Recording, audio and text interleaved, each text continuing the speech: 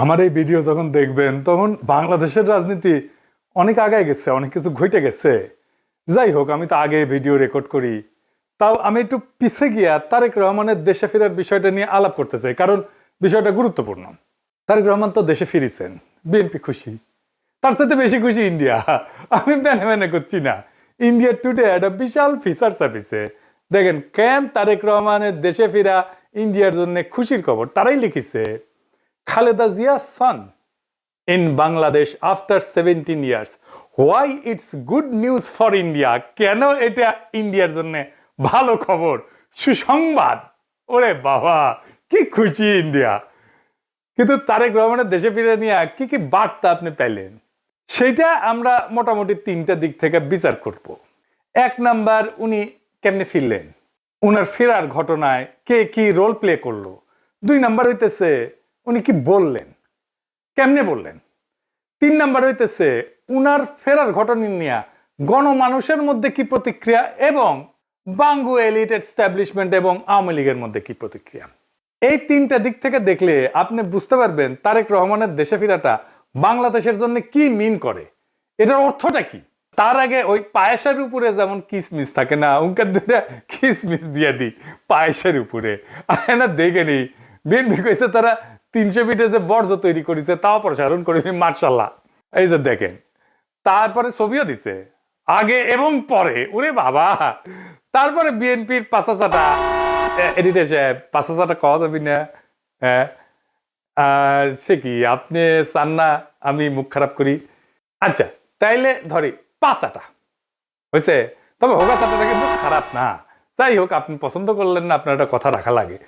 তো পাও চাটার একটা ছবি দেবেন না, তাই বলে ভালো হয়েছে, ভালো হয়েছে না?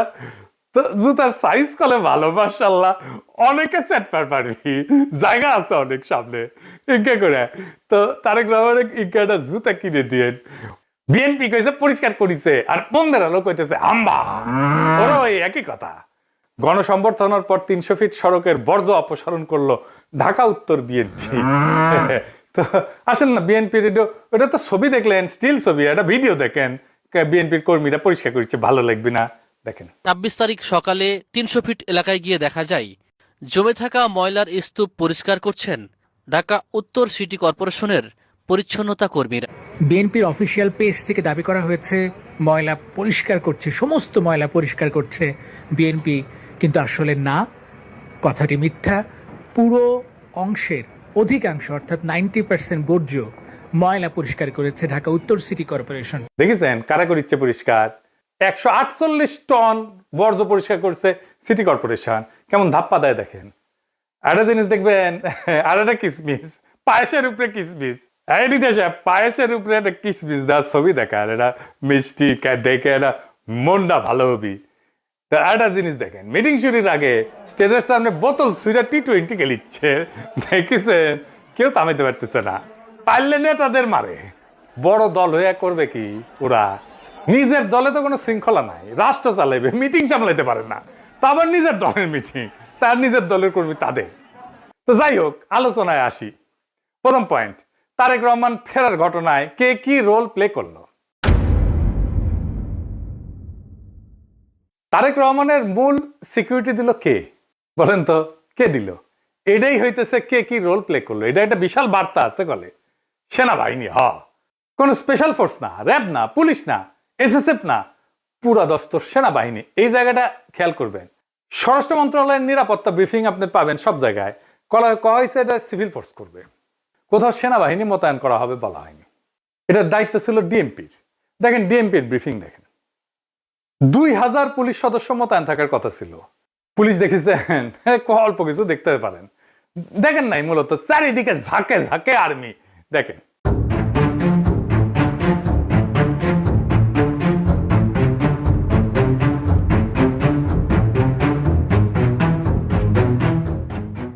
বাংলাদেশে কেউ কখনো এরকম নজিরবিহীন নিরাপত্তা পায় নাই, বাংলাদেশের ইতিহাসে পায় নাই, কোন রাষ্ট্রপ্রধান পায় নাই।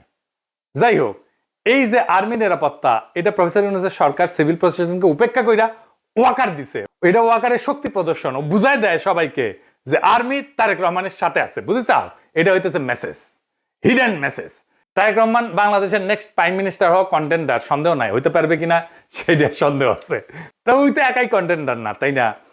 ওনার দলের কাছাকাছি সাংগঠনিক শক্তি নিয়ে প্রতিদ্বন্দ্বী রাজনৈতিক জোট দাঁড়াইতেছে, এমন একটা ভাব তৈরি করা হইতেছে তারেক রহমান না থাকলে বাংলাদেশ উচ্ছন্নে যাবে, উনিই পারবেন বাংলাদেশকে পথে আনতে। যাই হোক, আমরা পরের ইস্যুতে যাই। উনি কি বললেন, কেমনে বললেন, আমরা এই ইস্যুতে ফিরে আসব। কেন এরকম ধারণা তৈরি করা হয়েছে উনি নেক্সট প্রাইম মিনিস্টার এবং উনি দেশটাকে ঠিক করতে পারবেন? উনি বক্তৃতায় নিরাপদ জীবন, নিরাপত্তা, এই জীবন জিনিসটা বারবার উল্লেখ করছেন, 5 বার। একটি নিরাপদ বাংলাদেশ আমরা গড়ে তুলতে চাই। নিরাপদে ঘর থেকে বের হলে নিরাপদে ইনশাআল্লাহ ঘরে আবার ফিরে আসতে পারে। যে কোনো মূল্যে আমাদেরকে নিশ্চিত করতে হবে যাতে মানুষ নিরাপদ থাকতে পারে।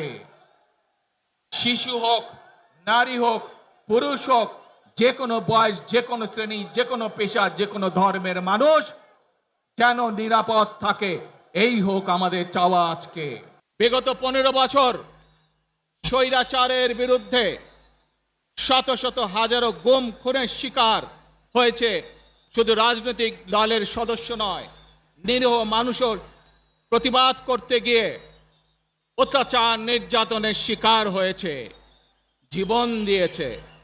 আবারও সকলকে যে কোনো মূল্যে দেশে শান্তি শৃঙ্খলা রক্ষার আহ্বান জানিয়ে যে কোনো বিশৃঙ্খলাকে পরিহার করে ধৈর্যের সাথে মোকাবেলা করার আহ্বান জানিয়ে আমার বক্তব্য শেষ করছি। এটা কোনো দুর্ঘটনাবশত কাকতালীয় ঘটনা না, এই বারবার ফিরে আসা, এইটা সেন্ট্রাল থিমেটিক অ্যাঙ্কর তার বক্তৃতার। পুরা বক্তৃতায় ছড়ায় থাকা কোর মেসেজ। এটা শুধু একটা কথার কথা না, পুরা বক্তৃতার একটা নৈতিক ফ্রেম এই নিরাপত্তা, মানুষের নিরাপত্তা। ভাষণের প্রধান নরমাটিভ ক্লেম মানুষ যেন নিরাপদ থাকে। নরমাটিভ ক্লেম কারে কয় জানেন তো? জানেন অবশ্যই, তাও কই আর কি। নরমাটিভ ক্লেম বলতে বোঝায় এমন একটা বক্তব্য যে যা কি হওয়া উচিত, কি করা উচিত, বা কোনটা নৈতিকভাবে সঠিক বা ভুল, এই প্রশ্নগুলোর উত্তর দেয়। এটা কোনো বাস্তব বর্ণনা না, এটা মূল্যবোধ, নৈতিকতা এবং আদর্শ নিয়ে কথা বলে। নরমাটিভ ক্লেম সবসময় এরকম হওয়া উচিত টাইপের দাবি, এবং এই নরমাটিভ ক্লেমের বৈশিষ্ট্য সত্য মিথ্যা দিয়ে যাচাই করা যায় না। এটা নৈতিক, রাজনৈতিক বা সামাজিক মূল্যবোধ প্রকাশ করে। এইগুলো নীতি নির্ধারণে ব্যবহার করা হয় এই শব্দটা। উচিত, দরকার, ন্যায়সঙ্গত, অন্যায়, ভালো, মন্দ, এগুলো হইতেছে নরমাটিভ ক্লেম। যেমন ধরেন, আমি যদি বলি রাষ্ট্রের দায়িত্ব নাগরিকদের নিরাপত্তা নিশ্চিত করা, এটা নরমাটিভ ক্লেম, বুঝাও। তারপরে ধরেন গুম খুনের বিচার হওয়া উচিত, এটা নরমাটিভ ক্লেম। সব মানুষের সমান অধিকার থাকা দরকার, এটা নরমাটিভ ক্লেম। কি হওয়া উচিত এটা বলতেছে। আবার দেখেন এই নিরাপত্তা ইস্যুটাই আওয়ামী লেসপেন্সার নবনীতা কথাটাকে দইরা পারলে তারেক রহমান জিন্দাবাদ দেওয়া সিক্কুর দেওয়া ওঠে। দেখে যাও এত আরাম পেয়েছে কেন এই কথায়, পার বাকশালীরা কেন ফাল পারিচ্ছে জানেন? পরে আসিচ্ছি, সব একসাথে নিয়ে এইটা যখন এপিসোড যখন শেষ করবো তখন এটার উত্তরটা পাবেন। এই নিরাপত্তা কথাটা কেন নবনীতার এত পছন্দ, আওয়ামী লীগের এত পছন্দ, সেটা একটু বুঝে দেখে আসেন। এই নিরাপত্তা কথাটাই নবনীতার নেত্রীরা বাঁচাবে, আওয়ামী পান্ডাদের বাঁচাবে। এই নিরাপত্তা কথাটাই আর্মির দুর্বৃত্ত জেনারেলদের বাঁচাবে। উনি গুমের কথা বলছেন, কিন্তু কে করছে, কারা করছে সেটা বলেন নাই। তাদের বিচারের কথা বলেন নাই, 2024-এর শহীদের কথা বলেন নাই, এমনকি আবু সাইদ মুগ্ধর কথা বলেন নাই। উনি নিরাপত্তা সবার উপরে রাখছেন, শহীদদের উপরে রাখছেন। উনি হাসিনাকে ফ্যাসিস্ট পর্যন্ত বলেন নাই, স্বৈরাচার বলছেন। বিগত 15 বছর স্বৈরাচারের বিরুদ্ধে শত শত হাজারো গুম খুনের শিকার হয়েছে শুধু রাজনৈতিক দলের সদস্য নয়, নিরীহ মানুষের প্রতিবাদ করতে গিয়ে অত্যাচার নির্যাতনের শিকার হয়েছে, জীবন দিয়েছে। আমাদের সমাজের প্রথম রাজনৈতিক কর্তব্যটা কি এখন? দুইটা জিনিস তো, একটা হাসিনার অপরাধের বিচার, হাসিনার প্রশাসনের অপরাধের বিচার, নাম্বার 2 রাষ্ট্রের সংস্কার, তাই তো? আর তো কিছু না। কিন্তু উনি দুইটার কোনোটাও টাচ করলেন না। উনি নিরাপত্তা, মানুষের নিরাপদ জীবন দিয়ে ন্যায় বিচার, সংস্কার সবকিছু উড়াই দিলেন। তো তাইলে এই ভাষণ আমাদেরকে কোথায় নিয়ে যাচ্ছে? আমাদের এখন একটা সোজা প্রশ্ন তুলতে হবে যে রাজনৈতিক ভাষণের নিরাপত্তা যখন প্রধান ফ্রেম হয়ে ওঠে তখন ন্যায় বিচার কোথায় যায়, সংস্কার কোথায় যায়? এই প্রশ্নটা বুঝতে হইলে আগে একটা পার্থক্য বুঝতে হবে। আসেন সেটা বুঝে দেখি। ন্যায় বিচার ফ্রেম ন্যায় বিচারের প্রশ্ন তোলে, কে অপরাধ করছে, কার দায়, কার শাস্তি, কি শাস্তি, কোন আদালতে, এইগুলো কেন্দ্রে থাকে, মানে অ্যাকাউন্টেবিলিটি। আর নিরাপত্তা ফ্রেমে এটাতে কি থাকে? এইদিকে লেখেন, মানুষ যেন ভয় না পায়, সংঘাত না হোক, আর কোনো ঝামেলা না হোক, স্থিতিশীলতা আসুক, সবাই নিরাপদ থাকুক, এটার কেন্দ্রে থাকে স্ট্যাবিলিটি। এই তারেক রহমানের বক্তৃতায় নিরাপত্তা ফ্রেমটা ন্যায় বিচার ফ্রেমের উপরে বসানো হয়েছে, সবার উপরে। কিভাবে? গুম খুন বলা হয়েছে, কিন্তু বলা হয়নি কে করছে, কোন বাহিনী করছে, কিভাবে বিচার হবে, কিন্তু বলা হচ্ছে যে কোনো মূল্যে যেন মানুষ নিরাপদ থাকে। এই এক লাইনে যেটা ঘটে যায় সেটা অতীতের সমস্ত অপরাধ ভবিষ্যতে স্থিতিশীলতা দিয়ে ঢাইকা দেওয়া হয়। বিচারের বদলে স্ট্যাবিলিটি, জাস্টিসের বদলে শান্তি, এটাই জাস্টিস, ন্যায় বিচার, বিচারকে ডিনাই করার কৌশল। বিচার সংস্কার এটা যদি কেন্দ্রীয় কথা হইতো, তাইলে বিচার, দায়, ট্রাইব্যুনাল, সংস্কার এগুলোই মূল বক্তব্যের বিষয় হতো, বারে বারে আসতো। কিন্তু এখানে আসছে মানুষ যেন নিরাপদ থাকে, মানে ন্যায় বিচার পরে, নিরাপত্তা আগে। নিরাপদ থাকবে কেমনে? যে অপরাধগুলো হয়েছে সেটার বিচার না হলে নিরাপত্তা কোত্থেকে আসবে? এটা ইচ্ছা করে করছে? হ্যাঁ, ইচ্ছা করে করছে। ন্যায় বিচার বললে ওয়াকার ডরাইবে, ন্যায় বিচার বললে পুলিশের দুর্বৃত্ত পুলিশ অফিসাররা ডরাইবে, ন্যায় বিচার বললে হাসিনা ডরাইবে, আওয়ামী লীগ ডরাইবে। এই নিরাপত্তা ফ্রেমের ভেতরে কি আছে জানেন? এই নিরাপত্তা ফ্রেমের মধ্যে লুকায় আছে আওয়ামী লীগের দায় মুক্তি। কোন আইন করে ক্ষমা না, কিন্তু বিচার না হওয়া। আইন করে ক্ষমা করবে না, কিন্তু বিচারই করবে না। কারণ গুম খুন আছে, দায়ী তো কেউ নাই, কে করছে সেটা তো বলে নাই। বিচারের রোডম্যাপ নাই, নির্বাচনের রোডম্যাপ নিয়ে পাগলা হয়ে গেছিল, বিচারের কোনো রোডম্যাপ নাই। যত সময় যাবে অপরাধগুলো ঝুলে যাবে না? এই কারণেই তরুণেরা, তরুণদের রাজনৈতিক দল এনসিপি বিএনপির সাথে নাই। কারণ তরুণরা তো জানতে চাইবে কে করলো, কেন করলো, শাস্তি কি। নিরাপত্তার ফ্রেম তারেক রহমানের এই উত্তর দেবে না। বিএনপি আর তার বুদ্ধিজীবীরা বুঝতেই পারতেছে না, ন্যায় বিচারকে পিছাই দিলে ভবিষ্যতের বড় রাজনৈতিক সংকট তৈরি হয়। মানুষ যখন বিচারহীনতা দেখবে নিজের হাতে আইন তুলে নেবে। আর শেষ বিচারে তো বিচারহীনতা কোনো ইনসাফ না। যে রাজনৈতিক দল ন্যায় বিচারকে স্থিতিশীলতার নামে পিছায় দেয়, সে একদিন স্থিতিশীলতাকেই হারায় ফেলবে। আর একটা বিষয় হইতেছে, উনি বক্তা হিসেবে ভালো না, মানে নো অফেন্স, উনি বক্তা হিসেবে ভালো না। উদ্দীপনামূলক বক্তব্য উনি দিতে পারেন না। এমন একটা বিশাল অডিয়েন্স পেলে শেখ মুজিব তো ফাটায় ফেলতো। আমাদের এনসিপির নেতারা ভালো বক্তব্য দেয়, হাদিও ভালো বক্তব্য দিত। এই বক্তব্যটা অনেক মানুষ অনেক দিন ধরে মনে রাখবে না। এই বক্তব্য অনেক দিন অনেক মানুষ মিলে শুনবে, এটা হবে না। এইবার আসেন দেখি ওনার ফেরার ঘটনা নিয়ে গণমানুষের মধ্যে প্রতিক্রিয়া কি। আমরা তো আগে বুঝলাম এই সমাবেশ কোনো বড় উদ্দীপনা জাগাইতে পারে নাই মানুষের মধ্যে, কিন্তু মিডিয়া যা হাইপ তুলছে তা বিস্ময়কর। এমন তেলাইতেছে, তারে মার্টিন লুথার কিং বানাই দিছে। এমন তেলাইতেছে তারেক রহমানকে যে তারেক রহমান ভবিষ্যতের প্রধানমন্ত্রী কইয়া পরিচয় করাইতেছে। এটা দেখা খুবই বিরক্তিকর। মিডিয়া হাইপ তুলছিল 2004 সালে ভারতীয় লোকসভা নির্বাচনে, ইন্ডিয়া শাইনিং কইয়া বিজেপি নির্বাচনে নামছিল, গোহারা হারিছে। হিলারি ক্লিন্টনকেও মিডিয়া একদম হাইপ তুলছিল 2016 সালে, গোহারা হারিছে ট্রাম্পের কাছে।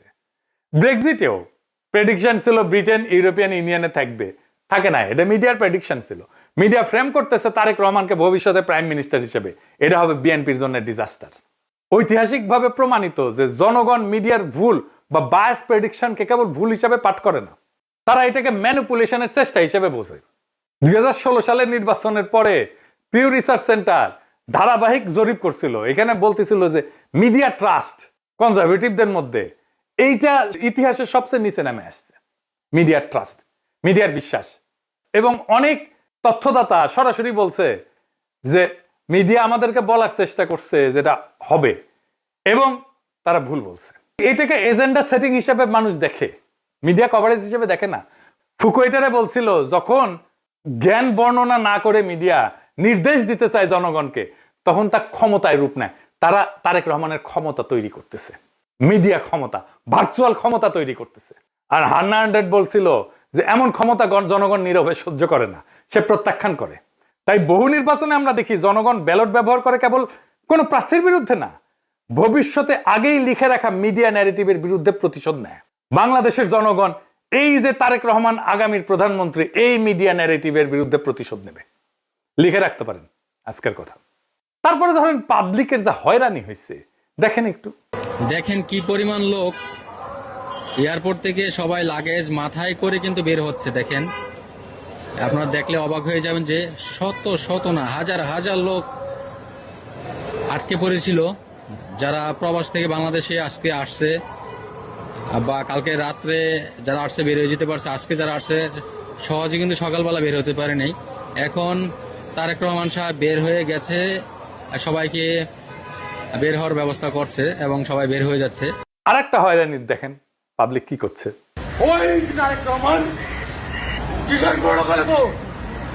আপনি এগের যাত্রী কয়টা বাজছেন এখানে? আপনার অনুভূতি কি? মানে এই যে 2টা বাজে আসছেন, এখন 6টা বাজে।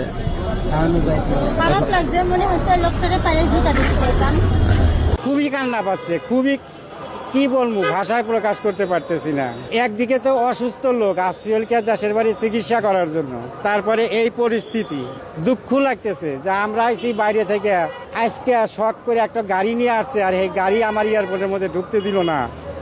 আমি এইভাবে ঠেলিয়ে ঠেলে নিতেছি, এতে তো আমার কাছে ওইটাই মনে হয় যে আমরা মনে হয় যে অপরাধী করছি। তারেক রহমানকে যে বাংলাদেশের ত্রাতা হিসেবে দেখানো হইতেছে, বাঙ্গু সুশীলদের শিরোমণি মতিউর রহমান কইছে যে দেশে রাজনৈতিক শূন্যতা চলতেছে, তারেক রহমান আরো আগে আসলে ভালো হইতো, মানে এই শূন্যতা কাটতো। শুনেন, আমি ব্যক্তিগতভাবে এটা মনে করি যে দেশে একটা রাজনৈতিক শূন্যতা রয়েছে, চলছে, এটা একটা বিপজ্জনক।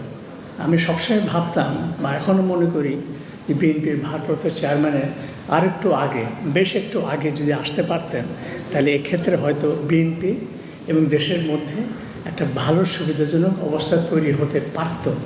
তাকে বাংলাদেশের রাজনীতিতে অপরিহার্য প্রতীকে পরিণত করা হয়েছে। তারেক রহমানের রাজনৈতিক শক্তি যেদিন থেকে তারেক রহমানকে রাজনীতিতে অপরিহার্য প্রতীকে পরিণত করা হয়েছে, তারেক রহমানের রাজনৈতিক শক্তি সেদিনই শূন্য হয়ে গেছে। তারেক রহমানকে ছাড়া বিপ্লব হইল না একটা, ওনাকে ছাড়া তো ওনাকে ছাড়া দেশ বাঁচবে না, রাষ্ট্র বাঁচবে না, এটা একটা কথা। জনগণের কোনো এজেন্সি নাই, যে নেতাকে অপরিহার্য বানানো হয় সে আর কোনো রাজনৈতিক অ্যাক্টর থাকে না, সে পরিণত হয় একটা স্থির মূর্তিতে যাকে সবাই রক্ষা করে কিন্তু কেউ চালাইতে চায় না। কারণ রাজনৈতিক অ্যাক্টর হওয়ার মানে হইল সিদ্ধান্ত নেওয়া, আর অপরিহার্য হওয়ার মানে হইল সিদ্ধান্ত এড়ায় যাওয়া। সিদ্ধান্ত মানেই ঝুঁকি, আর ঝুঁকি মানেই প্রতীকের ক্ষয়। তাই সেই নেতার চারপাশে এমন এক সুরক্ষা বলয় তৈরি করা হয় যেখানে প্রত্যেকটা সম্ভাব্য সিদ্ধান্ত আগে আটকায় যায়।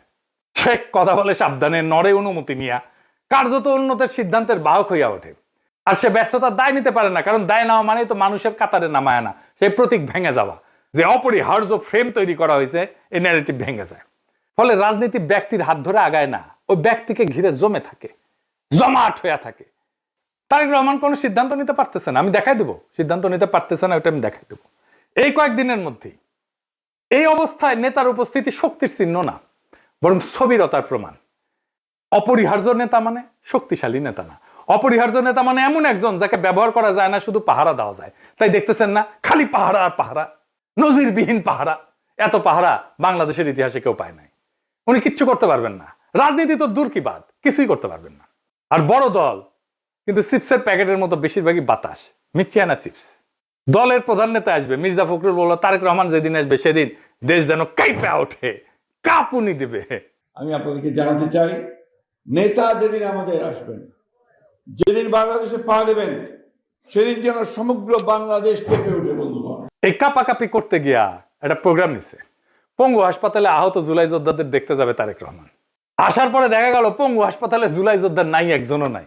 এটা কারোই মাথায় আসেনি, তারেক রহমানেরও মাথায় আসেনি যে ওখানে আসলে কেউ আছে। 3টা না 4টা প্রোগ্রাম তো কয়দিনে, তাই না? এতদিন ধরে প্রস্তুতি নিচ্ছে। আচ্ছা, জুলাই যোদ্ধা কে কে আছে? উনি গেলে কোন ওয়ার্ডে যাবেন, কার সাথে দেখা করবেন, কি নিয়ে যাবেন, কোনো পরিকল্পনা নাই।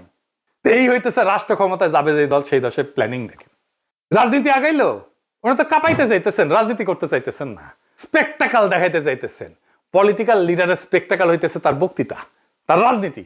কত লোক দেখতে আসছে জনসভায়, কত লোক হাজির হয়েছে, এটা স্পেকটাকাল না। কাঁপায় দিছে কিনা, এটা পলিটিক্যাল স্পেকটাকাল না। আর পাবলিক সাফারিংস, এইটার জন্য কি পাবলিক সাফারিংস হয়েছে? তাহলে ফাইনালি ওনার যে এই হোম কামিং, দেশে ফিরে আসা, এর পিছনে আসলে কি? এইটা হইতেছে এক ত্রিভুজ প্রেমের লম্বা কাহিনী। ত্রিভুজ প্রেম করলে এটা ঠিক জমে না, অন্য কিছু কইলে ভালো হইতো, আর একটু দুষ্টু কথা কইলে ভালো হইতো, আমি আর কইব না ওইটা।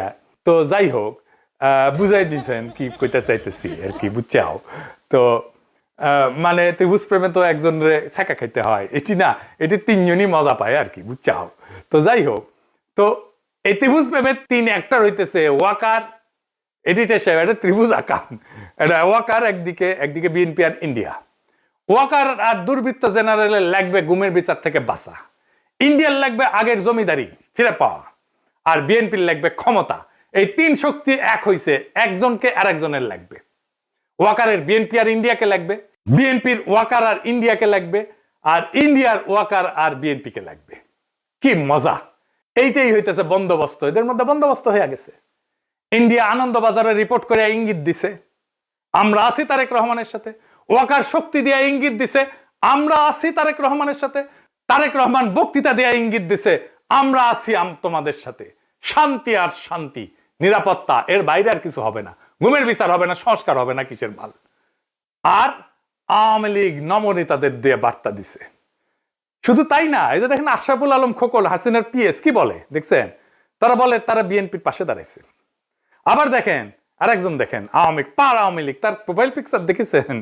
হ্যাঁ, সঞ্জিদা খাতুনের ছবি দিছে, তা সেরা ছবিটা দিছে, দুঃখ ভাব একটু, বুঝছাও তো। ওই কয় যে গরু দুধ দেয় তার নাকি লাথি খাওয়া যায়, মানে বিএনপি দুধ দিচ্ছে এখন। বিএনপির আবার দুধও আছে। না আছে তো, না আছে আছে, সত্যি আছে, আমি মিছা কথা কইতেছি না, আমি দুষ্টামি করিছি না। বিএনপির দুধু আছে, আসলেই আছে। এই যে দেখেন বিএনপির দুধু, দেখিস বিএনপির দুধু আছে, তো বিএনপির দুধু দিয়ে দিছে আওয়ামী লীগকে। যাই হোক, আপনি কিছুদিন পরে দেখবেন পার নাস্তিক গুলা দাঁড়াইতেছে বিএনপির পাশে এবং তারা বলতেছে আমরা বিএনপিকে ভোট দিব। আমি দেখাই দিব, বলতেছে তারা পার নাস্তিক, যাদেরকে ঘৃণা করেন আপনারা। বিএনপিকে ক্ষমতা আনার জন্য এই সবগুলো শক্তি এক হয়েছে। কেন্দ্র দখল করবে, প্রশাসনকে কাজে লাগায়, পুলিশকে কাজে লাগায়, গুন্ডা আর হুন্ডা দিয়ে নির্বাচন হবে, আর্মি বসে থাকবে, অথবা আর্মিও পিটাবে পাবলিককে, ব্যালট বাক্স লুট হবে। আওয়ামী লীগের পুরো সংগঠন বিএনপির জন্য কাজ করবে, টাকা আসবে, খালি টাকা আর টাকা, লুট করা টাকা ফেরত আসবে কিছু। নির্বাচন প্রচারণার জন্য এই 4 বান্ডেল দিলাম, ব্যানার পিস্টন করার জন্য।